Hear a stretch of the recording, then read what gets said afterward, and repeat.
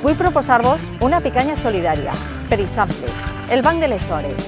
Jo sé fer una cosa, tu saps fer una altra, intercanviem la nostra activitat i això no costa diners. Des de l'Ajuntament, iniciatives aixina podem proposar-les. A més, l'Agenda 21, per exemple, també resulta que hi ha una participació que pot ser més o menys activa. Nosaltres proposem que tota la ciutadania participi i digui on vols destinar els recursos de l'Ajuntament. Soc Xaro Beselet, crec en el canvi en equip, vull treballar en compromís.